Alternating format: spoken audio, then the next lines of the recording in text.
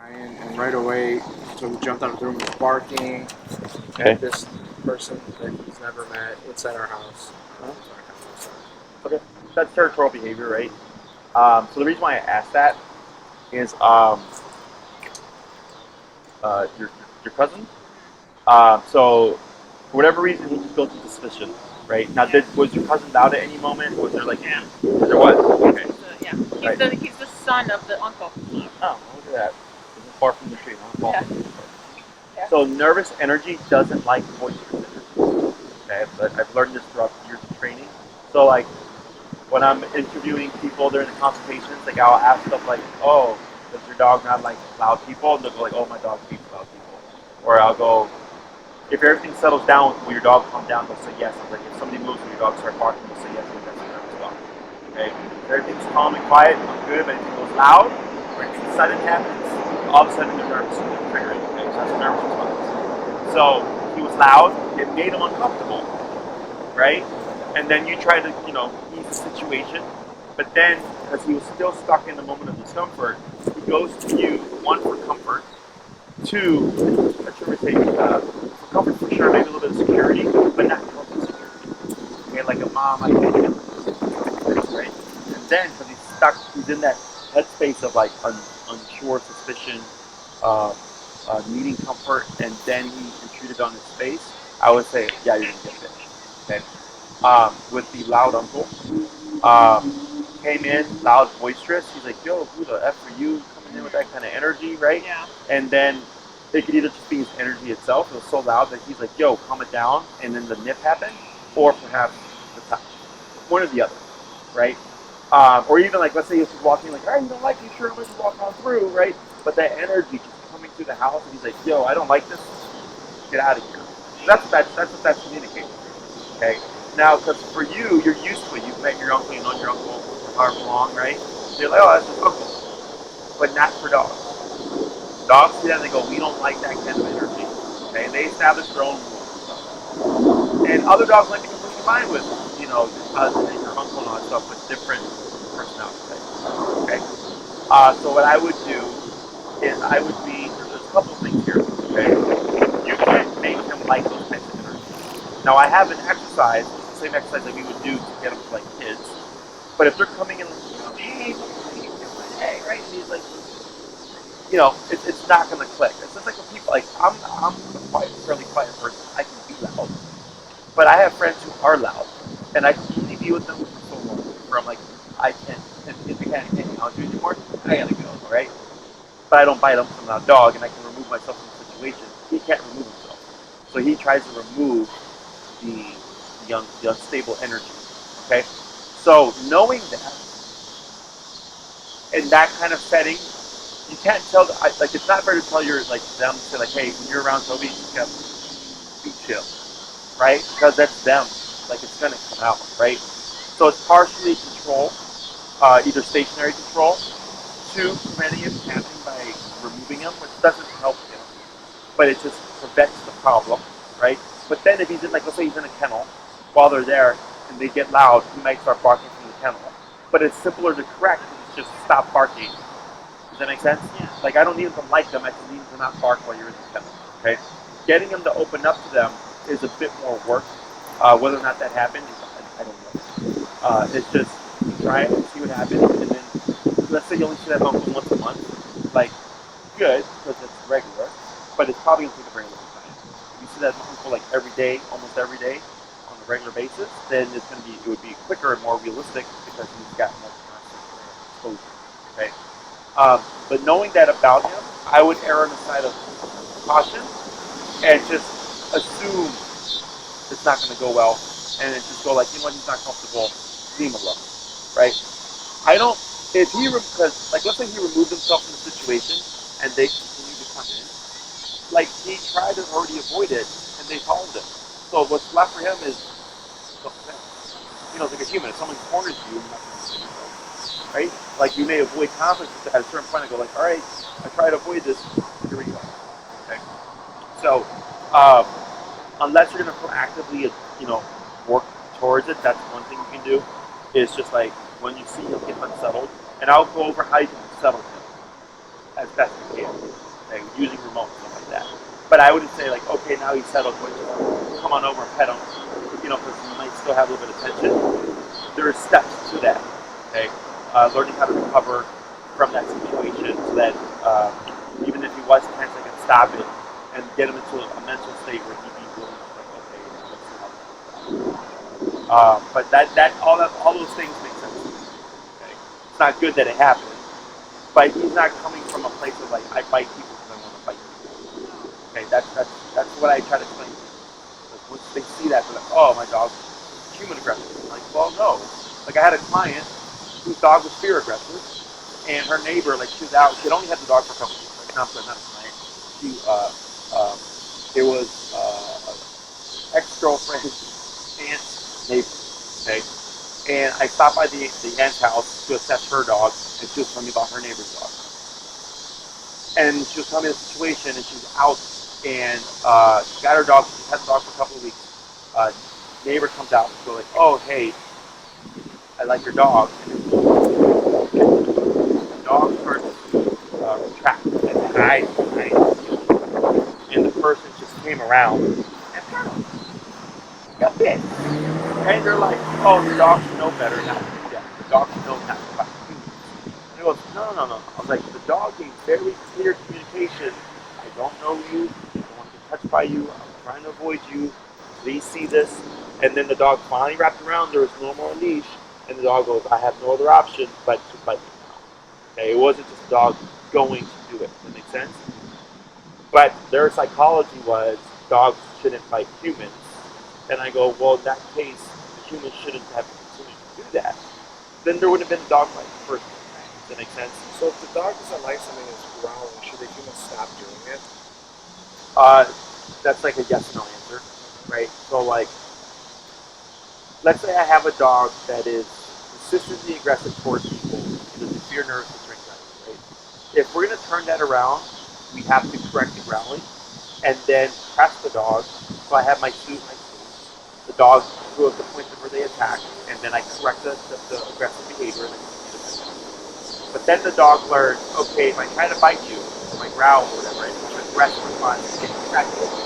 But when you pet me, something bad happens. That's the psychology, right?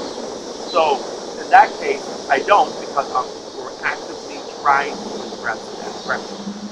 But like let's say somebody goes to Toby and he starts growling, well, unless you're prepared to handle that situation, your best bet would be to retract. Okay? Now he may learn, hey, if I growl at you, you'll back away, which can potentially create more issues where the dog becomes empowered. The ego grows and it starts to happen more frequently. Then that has to be addressed, right? It's not always. You know, if it's a well-balanced dog, like my dog, like if my Chihuahua had a bone and you just came over and tried to take the bone from him, he would growl at you and probably bite you. Okay? But he doesn't know you. I could do it, but I've raised him since he was, a year old, and I've had him for 7, 8 years now, right? And I have that trust and respect for him. But people kind of just think like, oh, it's a dog, it just takes something. Like, no. You don't have that. It's like with people. Like I know my friends, we make some really offensive jokes to each other, But if somebody I just met, like, just came off with a very, like, racially charged joke towards Mexicans, I'd probably be a bit uneasy about it, Because I don't know them that well. But I have friends that make some really racially charged Mexican jokes, But I've known them for, like, half my life. You know what I'm saying? Like, it's that kind of same concept. But you should be corrected, right? If he's growling, you should correct him. So let's say it's me. Okay. And I go up to him, and he's just growling because he's in bed, he's tired. Oh, sure. And I'm coming up there, and I'm just trying to give him a good night kiss, and he's just growling. Okay. He's real sad. I don't do that. And he'll growl, and he'll just sit there,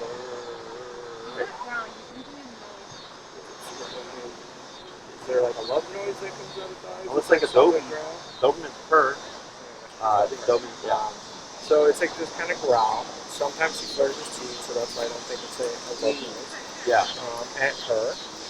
But she continues to go up because she knows he won't bite her, and he never has. But he does seem like he gets aggravated. To your point, I'm trying to tell him that. But should you be corrected with that growl, and then you give him a nice meal?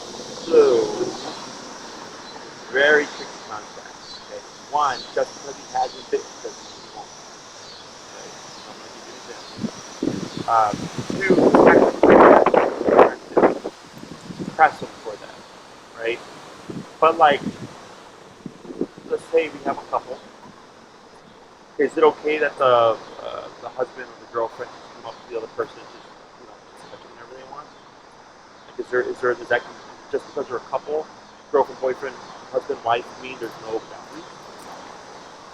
There are boundaries. Right, right. I would say there are. Right. So same thing for him. So just because he's your dog doesn't mean he doesn't have boundaries. Okay. But this kind of goes back to that one earlier. Because her thing was, anybody should be able to pet my dog.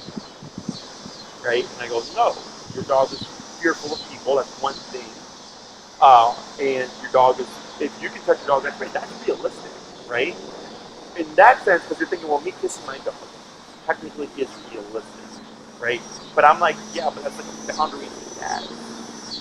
Like he's telling you, like, please don't do that. Actually, I have two stories for you. One of them was when I first started my career, one of my clients had a friend with a German Shepherd that she raised for 2 months. And coincidentally was bragging to like a friend, like, oh, I've had this dog for 2 months, I can do whatever I want with him. And he was sleeping on the couch.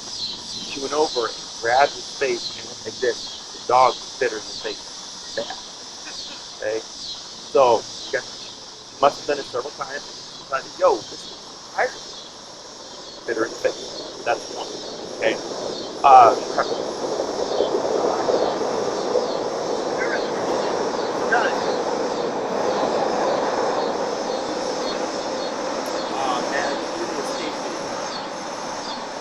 I'm sure I'll remember at some point.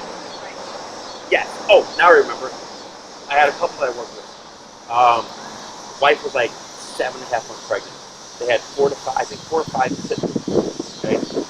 One of them attacked the other one, and he kept attacking. I come in, and I normally don't touch dogs. This is pre-COVID. I normally don't touch dogs when it comes to correction, right? But the dog that was attacked was in the kennel. The attacking dog was loose. And when I was there, the dog in the kennel like barked or something, and the other dog charged at the kennel, and he only had a prong collar, no leash, and I went to stop him, and I popped him on the collar, and he just turned and jumped and went after me. Okay, and I had to twist it, and he like scraped at my hand, and I had to hold him there the entire time. Like, he was not playing. Okay, so then got him under control, told the owner stuff. We started training, and a couple of sessions in, I kept telling him, muzzle this dog always, muzzle this dog always muzzle, always in the house, muzzle. And he's like, but they're not together. I'm like, don't worry about it, always muzzle the dog, right? Kept telling him. Finally, one day, second or third weekend, he's working with the dog with the healing stuff, and the dog like tapped him. The dog looked at him and growled.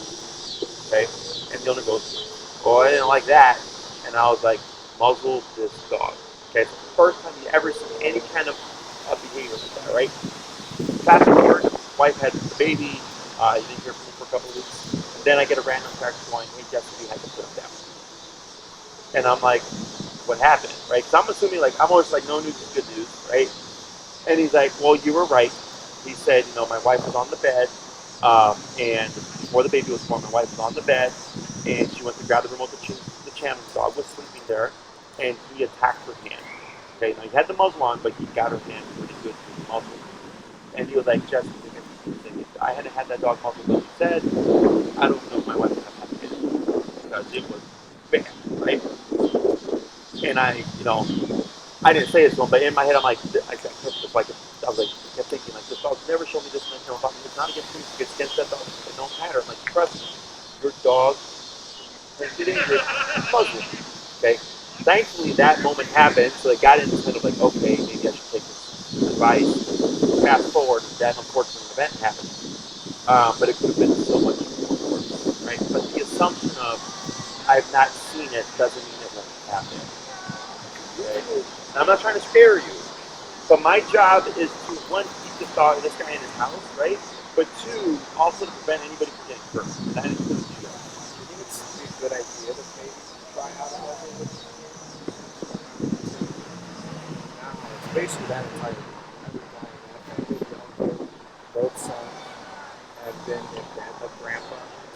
Are they all same personality type? They're all the same.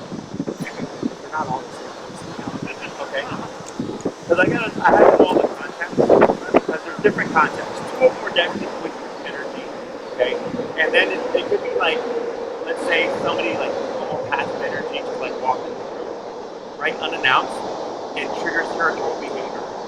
Like, and then like they're just walking through and you're suspicious and nobody saw it, and you wasn't vocal about it, and then the nip happened, well now like that makes sense. You know, because I'm looking at the situation. That's why I always go like, everything, when the dog does something, almost always makes sense. If it doesn't, the owner didn't see the precursor. Okay? It's what it comes down to. Yeah, like I didn't just see the grandpa thing, but I heard you went over the head. Yeah. Grandpa's always feeding and always giving treats, so it's weird. It could have been if he was very excited. Excited energy very easily transitions into nervous, aggressive energy. That would be very And then over the head, because what happened, so I had a client, nervous dog. Sister came over. Dog loves the sister. And then one day snapped at the sister's face. Right? So one day I go, it's the face. That must mean close proximity. So I ask questions. Tell me what happened. Well, the dog was on the ottoman. My sister came in and sat down on the couch on the ottoman. It just kept going like this to him. And we're like, and he was loving it. And then all of a sudden, he decided, no more. And I go, yeah. So with nervous energy, what happens is they get in the state of like stimulation, right? They're excited, and all of a sudden it kind of calms down, and then the brain processes, wow, you're right in front of my face. Does that make sense? So once that happens, then it was like, whoa, back off. Because then nervousness kicks in. Because that same dog had another incident where they met friends outside and was all like wiggling and walking through the people, and then snapped at somebody. And then I was like, what happened? They're like, well, everybody was like this in the dog's face. And I'm like, it's the exact same situation. It was good for a bit, but then the stimulation, excitement dies down. The dog goes, whoa, we're too close. Ah. Okay. at least like David and January. So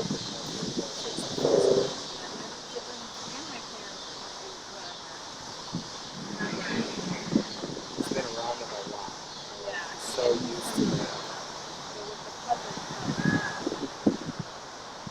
No. Sure. I mean, and that makes sense too.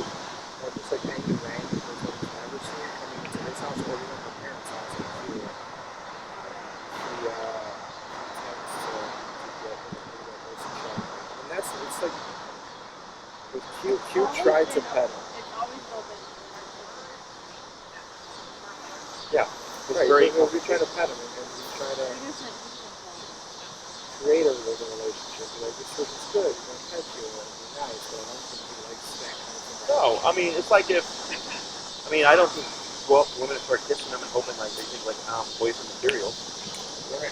You know what I mean? Like, Yeah, no, it's personal space, right? So the way you create trust with the dog is actually by doing something.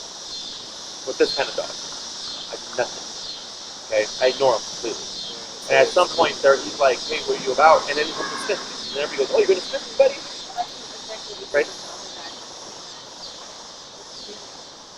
And then what happened after that? Right away when he walked in the house, I could see that he was like, Probably was setting the ground bar, like he was getting ready to treat yeah. this person. And Like, we basically decided that Sure. it's not going to go out of his way to yeah. attack. Sure.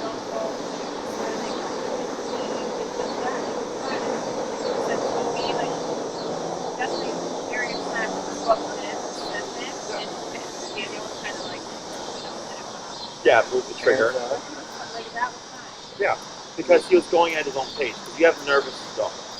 Okay, so it's just like with humans, right? There's some people that need more time before they open up and show you their true self. There's other people that just themselves, right? Same thing with dogs. so I can't like trust humans, but like I can tell somebody they can tell him, and you know, you're it's a dog and he's sitting down and he walks by you and you're gonna take him. Trust him.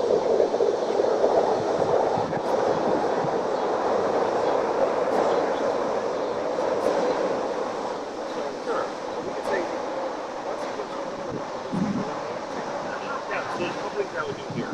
One, and we can do this over Zoom as well, is I would show you how to handle the territorial behavior. You don't shut that down. Don't take long for them to look around. once we absolve the territorial suspicion, then it allows curiosity. It'll be sooner, rather than like growling and grumbling and like kind of looking, and then finally like 30 minutes goes by and like, all right, what are you about, and then the person is faster, right, like it triggers again. That's nervous energy because he's still unsettled. You have to settle. Okay. Yeah, back to the Daniel thing. I'm not because of course we did, but then when we all started tag football, yeah, but it did. But the thing is, like, Daniel was running around the path through the ball, and Toby ran after him and jumped on his back, bit his sweater. Sure. Yeah. I don't know if he was just trying to play and have a good time, but how he holds the other dogs. Sure. Runs after them, they all nip at each other. It could have been overstimulation because it has to have an outlet. Dogs release energy, like anxiety, fear, nervousness, overexcitement, whatever, through their mouth. Licking, chewing, barking, biting, nipping, growl, So that happens, like my pit, if I roughhouse with her, she'll jump up and snap me in the mouth. Not to bite me, yeah, because it's overstimulation, it's got to go through. And that's what it's like. Okay. That sounds like she was, because we kept saying, settle, and every time we put a play, he was running around and getting on the and it became too much, and then you didn't know where to put it, and then it became that's okay, so sorry to no, it's fine. But yeah, I would do a Zoom session. I talk about how we handle the front door. I send you a video to review so you know how to handle it. You have an idea, you tie up any loose ends, and then muzzle doesn't make your dog a bad dog. Muzzle keeps your dog safe, keeps other people safe. Keeps them safe because you can't get to anybody. You're not getting any bite reports. You don't get any bite reports, right? Two, keeps people safe. We don't want them to get bit either. Also, if you're going to socialize with the kids, you're trying to get them over that. Because if you tell them like, hey, can your kid bit my dog? And they're like, why? Because it's kind of weird with kids. Yeah, no, because your dog's biting my kid. It's not helpful, right? People, and I've had plenty of clients, like, we work with this, and they have kids. No. Muzzles help everybody feel better, and then it's not to say it's forever in your house setting. Once you get that paper down, it's like, okay, cool, he's comfortable now. He knows not to trigger. He may not be 100% what you're comfortable with because of the energy, but you'll either have control, to stop it or prevent it, or if he does, he's going to get used to it and go like, all right, like, that's how they are, but it just takes time.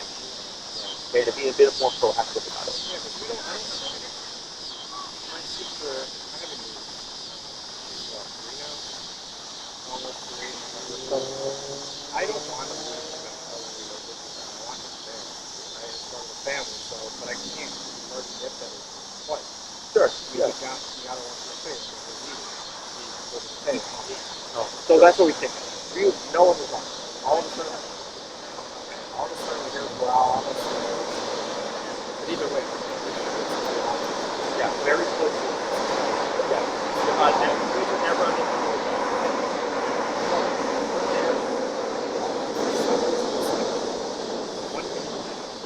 It's aggravating. It happens all the time. It happens all the time. Okay. So the good news is it happens, and you're like, we need to be more responsible. I get other people who don't do that. Okay. I had a family. I kept telling them the dog had bit like 3-4 people territorial, and I told the dog is great with the kids. I'm like, but you should still be always watching. Like, I know, but things happen. Just don't always become complacent. And then before the program even ended, the dog bit one kid because it took his water bottle. It was a plastic water bottle. So I'm like, that's resource guarding. I'm like, and also putting the kids. And it didn't bite him like he didn't puncture it. He's like boom, like it was a correctional bite. And I said that was a correction. It just happened to be in the face. Yeah. So then that was one thing, right? And I told them, see, fast forward 2 to 3 weeks later, Jesse bit a kid. And I'm like, what happened? We don't know, we weren't there, but what we think happened was when we left, one of the kids was in the room with him unattended and jumped on him, and then he bit her. And again, in the face. And I go, is it bad? And he comes through, they go, no, it's a bruise. So I'm like, yes, he bit her, but that's a correction. I'm like, and what did this teach us, right? And I was like, and I told them, because they said this to me right off the bat. They're like, he's great with the kids, this, that. And I'm like, day one. Okay? And then I think it was like the 6th, 7th, when it first happened, then like the 9th right? They've had this dog for years, by the way, for years, and then it happened. So your best bet is always be cautious. Okay. Now take this into mind as well. Is that let's say you bring him along and maybe he just doesn't look comfortable in that setting. Now I understand realistically speaking it'd be a setting to come into, and I would hope he can get over it. But if it's just like, man, I really don't like it here, do you really want to continue with it? So the thing is, he is comfortable at the for the most part. Like, he's running around the backyard, he's having a good time. You feed him, like he loves my parents, my sister and brother-in-law. It's just something about Haley. He's horrified of her, and I think it has a lot to do with the way that I reacted, or how the whole family really reacted to that situation. When he bit her in the face, there was a little red mark and a bruise happened. So it was a correctional mark. He didn't try to hurt her. But I grew up getting spanked. So he got spanked in that situation and yelled at by me, and then I took him outside and he yelled at me ever since time. But ever since then, he associated just interacting with her as the scariest thing in the world. So even when we try to get them close to each other, he's backing away right away. And he's like, I don't want any of her, leave me alone. He avoids her at all costs. Yeah. But if she runs at him, he does what he does. And he's like, Raleigh, he'll back away, but if he's in the corner, she's going to get bit. Yeah. And we know that 100%. So what made it worse than what it was the yelling. Yeah. Okay. When I correct dogs, I've always been different. I correct the person when they need it. Right? Each color does the yelling. Right? I love to do it. I'm always used to energy. Each color does all the work. Right? Now I'm not opposed to the correction that you did, right? But really, like you corrected him for like setting a boundary. You know what I'm saying? Like it wasn't like he went up there and like, hey, like he was like, yo, don't pull my tail. You know? And so it's kind of, I get it. You know, it's a weird kind of, because I don't side with anybody. I'm not biased. Like I'm looking at it from his side point of view, and I'm looking at it from his point of view. So I'm going, I get why you corrected him, but you corrected him for a valid correction. He didn't go looking for trouble and then after her. He was minding his own business and she pulled his tail. Right? So really, it should have been corrected with humans. Yeah. Right? Yeah. I'm just beating ourselves up over the whole thing. Yeah. So the best thing you can do now is let it go. But again, to avoid the situation, how do we do it? Right? You could watch him the whole time, but you could also maybe muzzle the situation. Now that is avoiding a possible backfire. So let's do it step by step. Okay. First step is get a muzzle.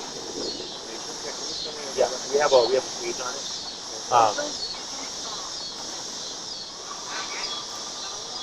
No, this one's a soft. It's a hard rubber. Okay. So I know what you're talking about. I was looking at it. they're basket style. Yeah, like basket style. You can feed them treats through it. Treats, water, you can extended wear. They can wear it all day. Yeah.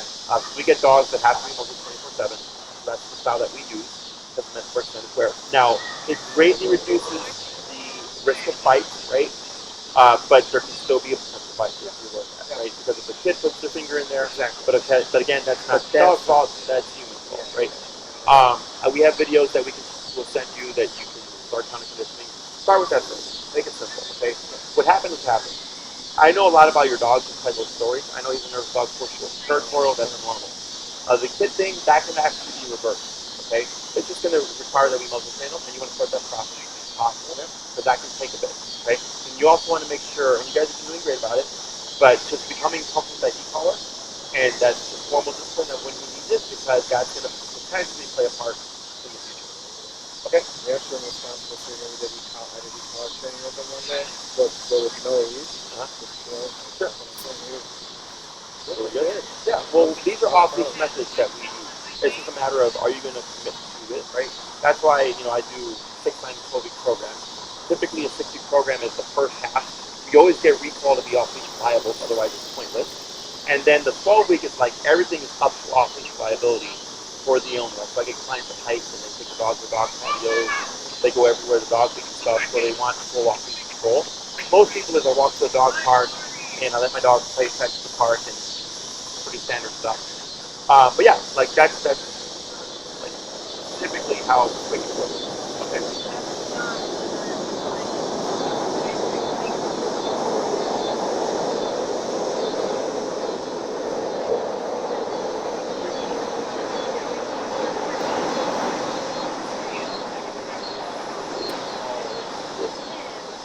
Actually, back back to Wisconsin. So we had one cabin, and we had these other two cabins. So this is a recall cabin. So that cabin was gone all day, and then they got back, and they had 2 kids, 2 adults, and he right away starts that thing and just sits there barking.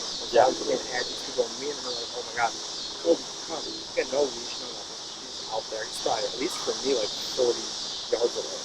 I'm like, Toby, come. Toby, come as loud as I can. And he's barking, he's not listening, and then finally, something snapped inside of his head. I don't know what it was, but he came back. Sure. And he didn't do anything to us. And we apologized. Yeah. And I think he probably would have did that if they came back. Probably not actually, because he has plenty of space to move. I would most likely. I just think it was weird that he thought that I mean, their you're backyard. right. He was barking, but like I felt that That's he, So like, what was it? Yeah, because you gotta remember, he doesn't see the world like you do, right? Like you go there and you're like having a wheel, having the other wheel, right? So when you go there, like they must be to rent that cabin, you know. He just like came around here and then got used to a specific setting, right, where there was nobody in that cabin, and all of a sudden the most came around the yard. So what he's doing is not coming from a bad dog place. He's doing all primary things, protect my family. That's his genetic code. Is survive and replicate. Okay, if he's neutered, no more replicate, but at least survive, right? And you're his pack, you're his family. So everything he's doing is natural. You know, it's just that, you know, because we know these things, we know laws protect us. Dogs don't know that. So you know, if something comes into space and goes into self-preservation mode, he's not thinking like, well, the cop's gonna come help me. He's like, I'm gonna defend myself because I have nobody else. That's the dog way. Okay. and that's ideally to come though, right? Away. Yeah, and we're actually gonna cover that today. Okay, and I got a client after you guys, so let's get started with the training. Do you have a long leash? No. Okay, I have one with me. It's okay. Oh shit! We totally playing that. It's okay. So what we're gonna do here is gonna keep that one on him.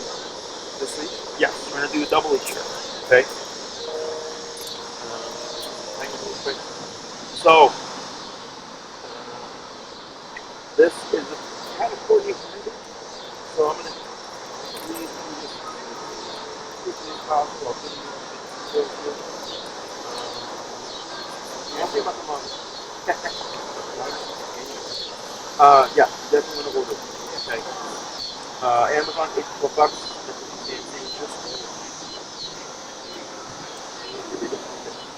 Now,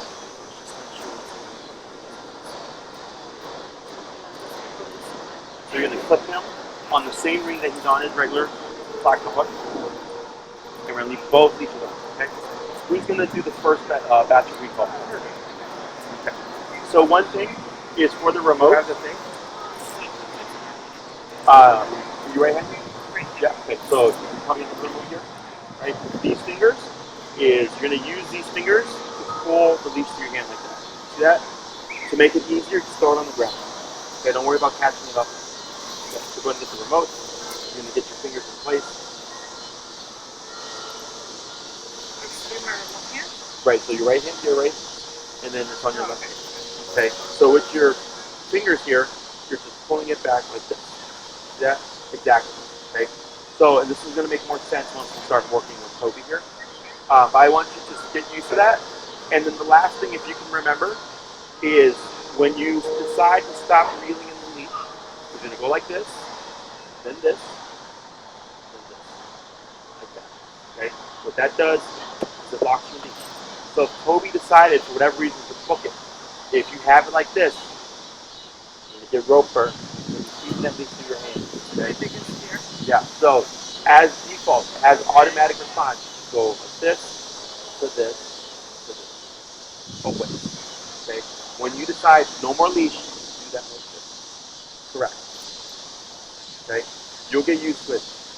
Right now we should be fine, but when you're working with them in a realistic environment where there's things going on, that's where it's going to happen. So whenever you're not actively like having a move to your range or feeding the leash, you always want to have your leash like this. Is there a leash in your order that is maybe better, like material that will give me?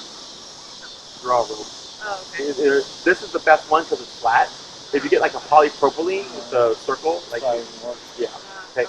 I had a client once, like he had literally went like this and the dog took off with a 30-foot leash, and it jolted him a bit, but it didn't feed through his leash. Okay. This is what we call the trainer lock. Okay. So even if there's a good jerk on it, the way it's wrapped here, it won't feed through unless you have too soft of a grip or something. Then it's going to definitely feed. Okay. So you just close it, and then you're good. You don't have to like nice good firm grab. Okay. I'm going to give you the end here, and let's go to move right here.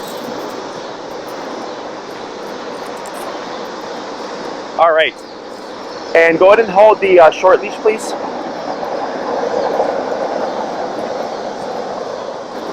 All right. And what you're going to do is go ahead and back up a little bit more, and I'll have you come to consultation. What we're going to do is get a good hold on Toby. It's going to pull your pull and feel tension there. Okay? So that tension is you can see on his collar. Okay? Going to relax. So what you're going to do here is you're going to find that tension with your collar. Okay? So you're going to walk back. You're going to put a bit of tension on Toby, and you're going to start tapping, and then you're going to start to see him twist it around. Okay? Then you're going to start walking backwards as you're tapping with that tension. The moment you see Toby go, you drop your leash. Once Toby is pulled, you stop tapping. And you go into okay? It's okay. And don't worry about getting out short. Okay? And then we see what happens. If Toby, no, if Toby passes that way, and that, you start tapping, it's different. If he comes here and then goes that way, you turn your face Toby, back, and tap. Okay? And I just give it forward, you want to get because you're short yet, so it doesn't have 30 seconds going off the wrong way. Make it a little bit easier from together. Okay? We're not saying you with the remote, that remote means release, backing away. Right. We'll get started. Don't worry, you're gonna mess up. Everybody messes up in the beginning. It's a lot of coordination. It'll make more sense as you do it. Okay? So go ahead and put a little bit of tension on Toby. And tap, tap, tap, tap, tap, and drop, and back, and reel your leash, like that. You're good. Now wait, and praise. What's your number? 22? Let's try 25, and break, bring them back. I'm over there. So I just have him come here. You can bring them back. Oh, come. Come on.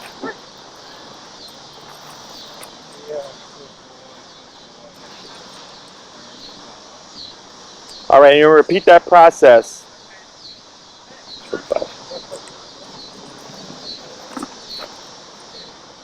Okay, and a little bit of tension on Toby. Tap, tap, and drop, and back, back. 1, 2. That's good. Wait.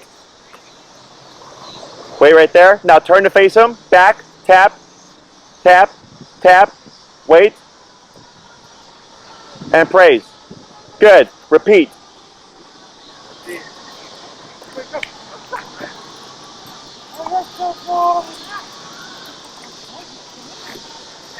Let's try 28.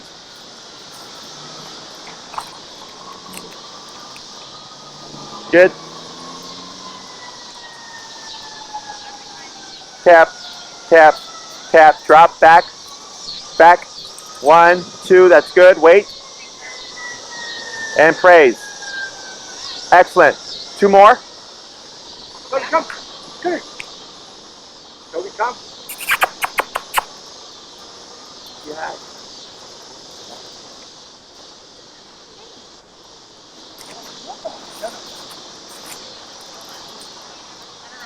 Wait, yep.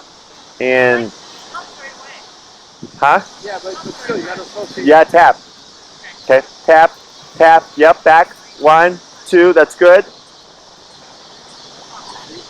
Okay. And praise. We're going to do one more. Here we come.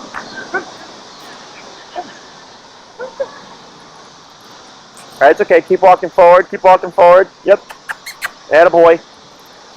Good. All right. Let's get that leash under his leg there. Very good. Good. And wait a moment. Wait. Tap. Good. And praise. Good. So what we're going to do now is same thing, but instead of pulling the leash, you're just going to tap. Okay, so you're going to start tapping first, see what he does. If he doesn't do anything, then you're going to start walking backwards and moving and pulling the leash.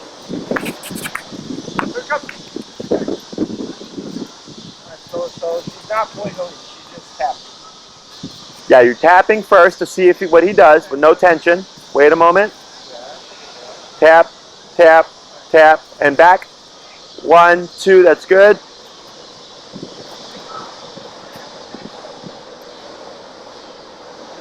Good. 4 more times.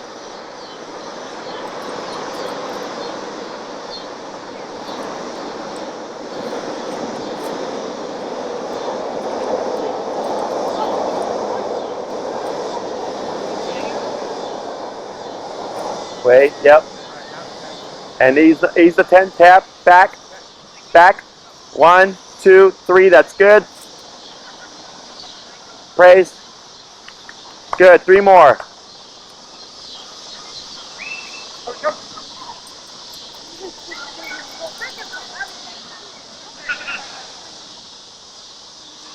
So keep your leash like that, keep it slack, step in. Right, that's good. Wait a moment. Tap, tap, tap, tap, tap, keep tapping. Keep tapping. Tap, tap, tap, tap, bump it. 31 or whatever. Tap, tap, tap, tap, keep tapping. Keep tapping, tap, tap, tap. 34. Tap, tap, tap, tap. 37.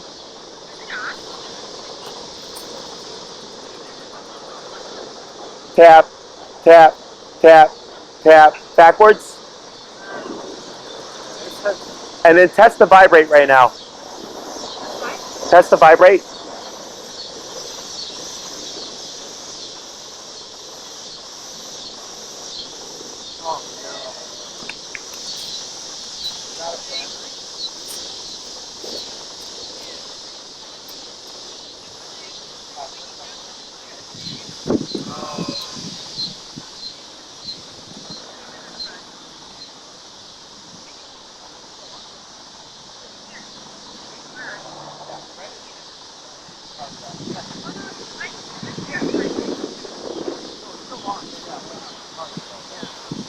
Yeah.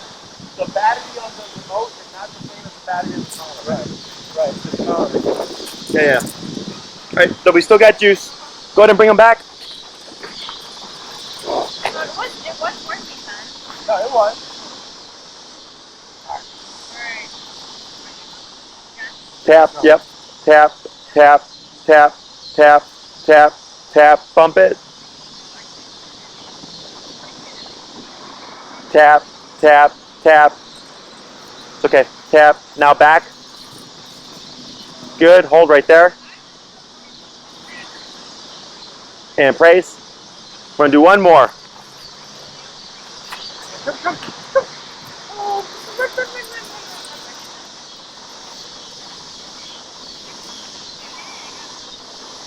Tap, tap, tap, tap, tap, tap. Bump it. Tap, tap, tap, tap. Yep, tap, tap. Bump it a little bit more. Tap, tap, tap, tap. Keep bumping it. Tap, tap, tap, bump. You get tap, tap, tap, bump. What are you at? This does will usually make it roll if you take that out. Tap, tap, tap, tap, tap. Bump it. Tap, tap, tap. Vibrate. Yeah. I think that's Alright. It's okay. Save it for the next one. You can still work with it, but I think you got this. Yeah. Right. So, So, all we're doing here is teaching him what to do when he feels the most at a distance. So we started with tension, and then we removed the tension to see what we would even call it. And then you're talking half to you, so you've seen if you'll do it with just tapping. Then you start to move back and coach him and then guide him a little bit. The next thing is once you get that down, then you start issuing up, and then you follow with the pattern. Okay, so you teach the behavior first before you put in the cue. Because like let's say you did call Toby and he came to you, well that's great, but it didn't let us use the remote. Yeah. That's what we want. Because I want the remote. I want him that when he feels the remote with no words, he thinks I should just go back to mom and dad. You're trying to create that behavior. Okay. If you have any questions or whatever, we posted on our YouTube. So you look up recall part 1. Okay, and then you can watch somebody else. It's the same exact thing. So that's just what you don't lose it. But otherwise, the only other step we would cover today would be putting in the cue to it. Okay. But otherwise, you got the gist of it. You got the whole, the using the leash, tension, moving backwards, getting them to move forward, all that stuff. All that was good. Okay. So once you practice that with a charge solid, you're not the first. No, I had it charging. The thing is, we charged them before Wisconsin. Sure. They're all weekend, and I wasn't using it. I think that's this place too. I had one day where like 2 or 3 clients, all their customers were like dead and dying because they didn't charge them. So it happened. But we were able to get a chunk down. Yeah. Okay. If you don't hear from me tonight, shoot me an email. You have my email from Maria. It's the same as hers, but Jesse Jake Say Jesse. Then I'll send you the muzzle stuff. The start that you want to start that right away. It takes time to on the train. And then I'll send you a recall video. We're getting used to wearing it. Because he's not supposed to have something on his mouth, right? So because you're taking away his primary source of defense, he might get uncomfortable with it in the beginning, but that's why we condition. Okay?